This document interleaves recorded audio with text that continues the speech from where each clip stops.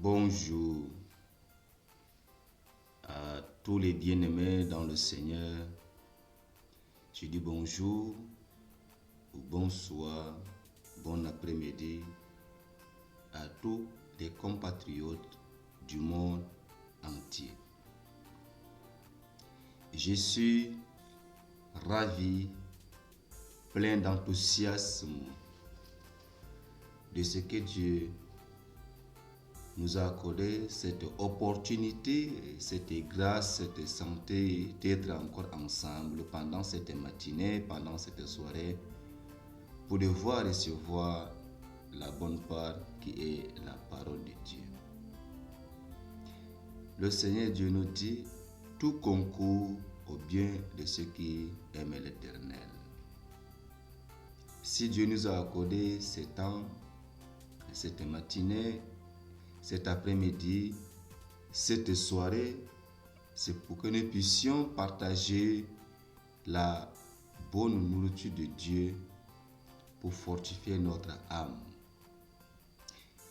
Il va de soi que le Seigneur Dieu d'Abraham, Isaac et Jacob nous a toujours aimés, malgré nos transgressions, nos péchés multiples. Dans cette planète qui est la terre, Dieu a toujours réservé une sécurité, une santé pour que l'homme qu'il a créé à son image puisse toujours avoir le regard vers le ciel. Alors, frères et sœurs, toutes les dénominations du monde entier et en particulier les églises pentecôtistes, je voudrais nous partager ce message tous ensemble. Un message qui a pour thème « Es-tu le citoyen du ciel? Es-tu le citoyen du ciel ?» et qui a des références dans les belles lettres de Dieu ou dans les Saintes Écritures, dans les Actes des Apôtres chapitre 19, à partir du verset 1 au verset 7. Et dans Actes encore des Apôtres, chapitre 1, à partir du verset 4 au verset 8. Mes bien-aimés et mes sœurs dans le Seigneur, le thème qui nous dit « Es-tu le citoyen du ciel ?» Dans le cadre large ou restreint, lorsque nous voulons expliquer ce qu'est le citoyen, un citoyen, c'est un individu qui appartient à une nation, à un pays, dans une planète, avec une identité de ce pays ou soit de cette nation. Lorsque vous appartenez à un pays, ce qui doit faire une remarque ou un point de repère que vous appartenez à ce pays, c'est lorsque vous disposez une carte d'identité ou un passeport. Et nous savons tous, Dieu nous a créés de ce corps, âme et esprit. Le corps reste une identité de la poussière, de ce monde, de cette planète. Âme reste une identité de l'homme invisible et c'est cette âme qui va comparaître devant Dieu, soit pour le salut, soit pour l'enfer. Et l'esprit que Dieu a créé en homme, cet esprit qui reste en communion tout droit avec Dieu ou soit avec le monde invisible. Alléluia. Bien-aimés dans le Seigneur, chers compatriotes.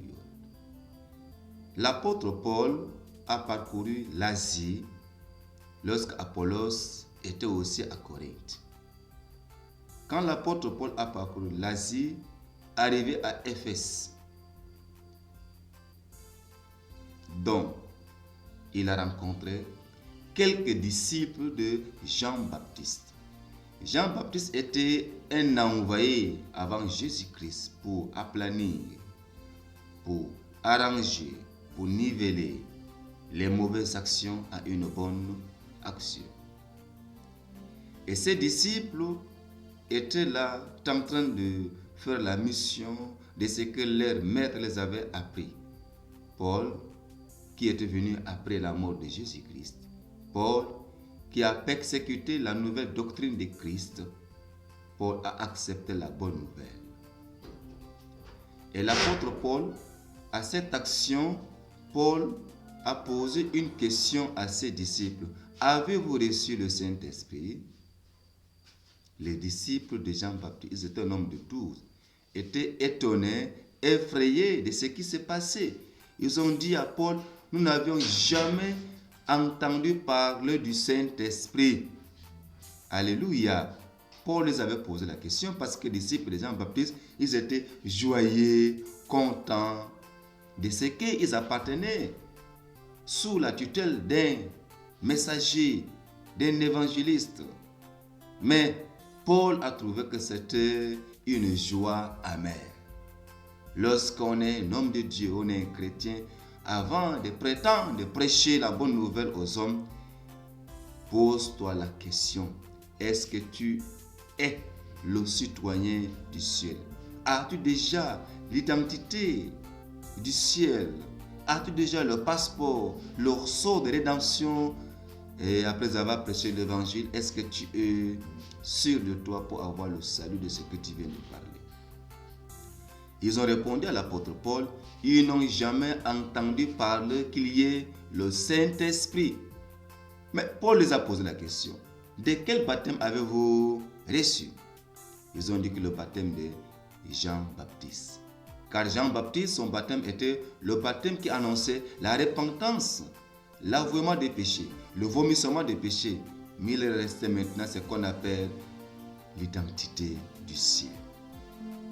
Ils avaient dit la vérité parce qu'ils étaient contents, joyeux, sautant, pleins d'enthousiasme. Ils croyaient déjà avoir le salut pour leur âme, mais rien. Quand l'apôtre Paul continuait avec eux dans la même conversation, dans la même lancée, Paul imposait la main sur eux et ces 12 disciples de Jean-Baptiste ont reçu le baptême du Saint-Esprit. Ils sont mis à parler en langue, pas à siffler, pas à tomber à terre. Ils parlaient en langue dont les hommes peuvent interpréter ce qu'ils disaient, le merveille de Dieu. Il est question à toi qui m'entends, à toi qui me suis, tu es dans une église pentecôtiste. Je parle sur le baptême du Saint-Esprit, avoir une identité du ciel, avoir le passeport du ciel, avoir le sceau de rédemption du ciel. Le baptême d'eau, c'est un témoignage terrestre, mais le baptême du ciel, c'est le témoignage du ciel. Les 12 disciples de Jean-Baptiste, le Seigneur Jésus-Christ les a visités. Est-ce que toi, mon frère serviteur, mon frère pasteur, mon frère évangéliste, mon frère apôtre de ta carrière, est-ce que le Seigneur Jésus-Christ t'a visité? As-tu reçu l'identité du ciel? As-tu reçu le passeport du ciel? Pour passer d'un pays à un autre pays, il te faut avoir d'emblée une carte d'identité ou soit un passeport. Sans cela, tu n'es pas un citoyen. Si tu n'es pas un citoyen, tu es déjà un rebelle, un suspect. Tous ceux qui n'ont pas l'identité du ciel, c'est-à-dire tous ceux qui n'ont pas le Saint-Esprit, sont des suspects pour le lieu céleste. Et Paul continue son chemin. Les disciples de Jean-Baptiste, qui étaient là, joyeux et contents, pour la première fois d'entendre le mot du Saint-Esprit, pour la première fois parler en langue et prophétiser. Ainsi parle l'Éternel. Je ne parle pas sur le faux esprit, le Saint-Esprit qui a la pensée de Dieu d'Abraham, le Saint-Esprit qui a la pensée de Dieu d'Isaac, le Saint-Esprit qui a la pensée de Dieu de Jacob, le Saint-Esprit qui a la pensée du commencement de la fin, l'alpha et l'oméga, du premier et le dernier. Apocalypse 22, 12. Et encore la suite de cette référence, dans Actes des Apôtres chapitre 1, à partir du verset 4 au verset 8. Jésus-Christ, le Fils de Dieu, la parole qui s'est faite chair, l'Esprit qui s'est fait chair. Jésus a déjà fini sa mission. Il était mort et il était ressuscité parmi les morts. Il a senti un manquement dans la vie de ses disciples. Il a senti un iota. Il faut d'abord que cet iota soit dans la vie de ses disciples avant de commencer à évangéliser, à prêcher et à enseigner les vertus de Dieu. Es-tu le citoyen du ciel, frères et sœurs? Souvent, les hommes qui n'ont pas le Saint-Esprit prétendent prêcher, vous discutez avec la parole de Dieu. Parce que vous n'avez pas la pensée de Dieu en vous. Prêcher la bonne parole de Dieu sans toutefois avoir le Saint-Esprit, c'est discuter avec votre Créateur. C'est s'enterrer vous-même dans le tombeau de la mort du diable. Alors, Jésus dit à ses disciples, ne vous éloignez point de Jérusalem. C'est-à-dire, ne vous éloignez point de la sanctification. Demeurez dans la sainteté, demeurez dans la sanctification. Enlevez ce que Dieu a reproché. Enlevez ce que moi-même j'ai reproché. Enlevez ce que le Saint-Esprit a reproché. Ne vous éloignez point de Jérusalem. Restez là à Jérusalem le jour où je vous enverrai le Saint-Esprit, la puissance dans vous. Et quand vous allez se mettre en parlant en langue, en ces jours, vous serez mes témoins. Alléluia. Est-ce que maintenant tu es le témoin de qui? Le témoin de Satan? Le témoin de ta chair? Est-ce que tu es le témoin de Dieu d'Abraham, Isaac et Jacob? Est-ce que tu es le témoin de Jésus-Christ? Vous serez mes témoins en commençant par Jérusalem. Jéru qui dit la ville, Salem le salut. Tu commenceras par toi-même à te laver et à prêcher tes voisins, tes voisines.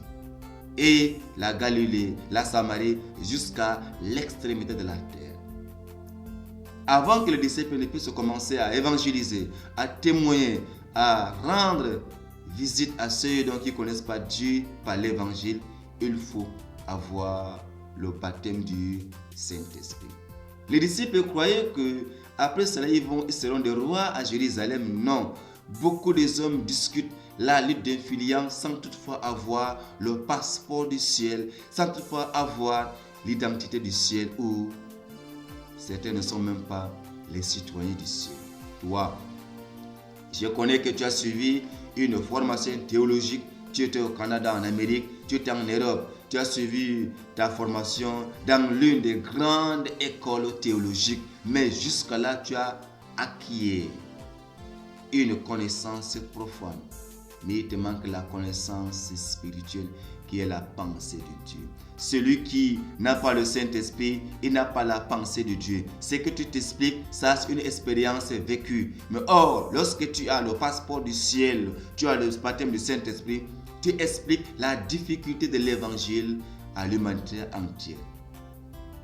Je pleure en voyant des hommes pécheurs. Je pleure en voyant des femmes péchereuses. Je pleure en voyant des serviteurs de Dieu qui ont manqué de cette mentalité spirituelle, qui n'ont pas le passeport du ciel, prétendent enseigner.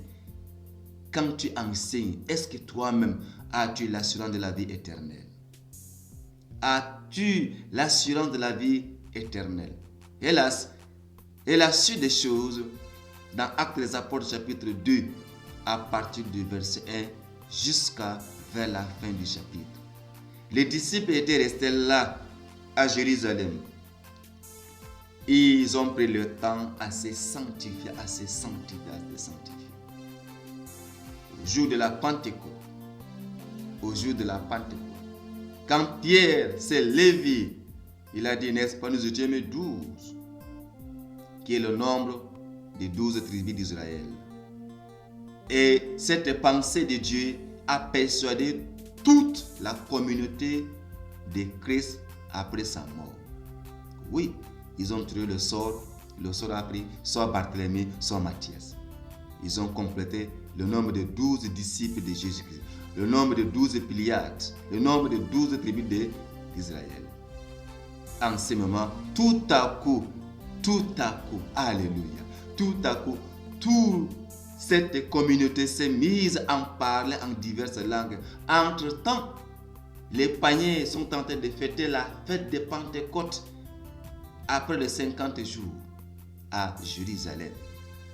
Mais les disciples n'étaient pas là pour la fête, ils étaient là pour se concentrer, pour chercher la voix de Dieu avant de commencer. Car leur maître, Christ les avait dit, allez, faites les nations de tous les disciples. Avant d'aller, avant d'annoncer, avant d'arracher, il faut que tu sois le témoin de Jésus-Christ. C'est témoin en elle lorsque tu as reçu le baptême du Saint-Esprit. Tu es l'identité de Christ. Tu es l'image de Dieu. Tu as la pensée de Dieu. Tu as la pensée du Seigneur Jésus-Christ. Malheur à toi qui n'a pas l'identité de Christ et qui prétend prêcher l'évangile. Tu meurs, tu n'as pas la vie éternelle. Tu perds ton temps à parler de Dieu. Même le diable connaît la parole de Dieu, mais il ne croit pas en cette parole. Ce n'est pas étrange qu'aujourd'hui il y a des pasteurs qui n'ont pas le Saint-Esprit. Ce n'est pas étrange qu'il y a des serviteurs de Dieu qui discutent avec la parole de Dieu qui n'ont pas le Saint-Esprit. Tu peux prêcher l'évangile et tu peux annoncer ton expérience. Et les gens peuvent accepter cette parole, mais tu es en train de les amener dans la guerre. Tu es un borgne parmi les aveugles. Tu es un borgne parmi les aveugles. Alléluia. Tu es un manchot parmi les infirmes. Qu'est-ce que cela veut dire? Et ils ne voient pas. Comme toi, tu as l'expérience de ce qui est prêché, de ce qui est écrit. Tu reprends seulement la lecture. Et tu le flattes. Toi-même, tu n'as pas le salut. Tu perds ton temps, mon cher serviteur. Et surtout, aux églises pentecôtistes. Je ne parle pas de Saint-Esprit, ceux qui sifflent, non. Ceux qui parlent. Et ces jours, dans Acte 2, 1, vers la fin, les apôtres ont reçu le baptême du Saint-Esprit. Ils parlaient dans des langues qu'ils n'ont jamais apprises. Et en ces jours, il y avait des Libyens, il y avait des Arabes, il y avait ceux qui appartenaient dans des contrées d'Asie, des Phrygies, des Pampalies. Ils les ont écoutés parler dans leur langue. Ils étaient étonnés. Et ces jours, Pierre était devenu le témoin de Christ. Pierre a lancé la prédication, a prêché en un seul jour. 3000 hommes environ ont accepté la bonne nouvelle. C'est que Christ n'avait pas fait de son vivant.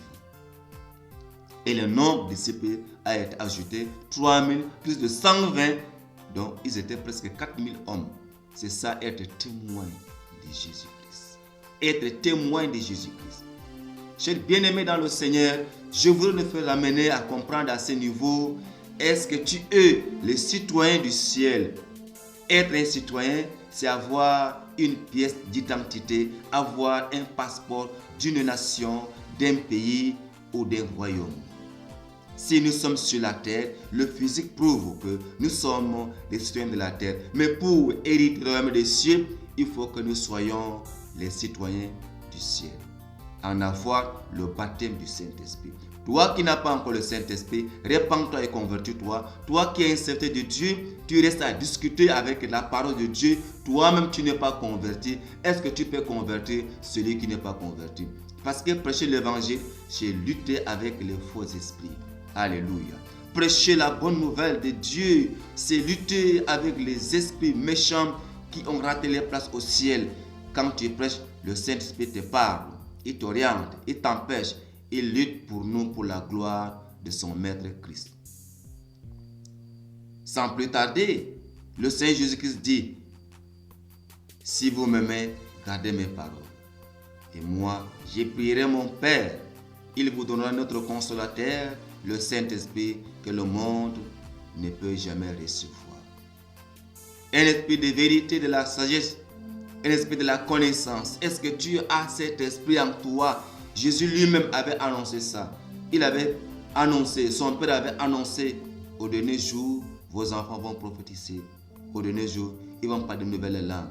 Dans le livre de Joël. Et toi, est-ce que tu as le passeport du ciel? Est-ce que toi, tu as déjà le Saint-Esprit, l'identité du ciel? As-tu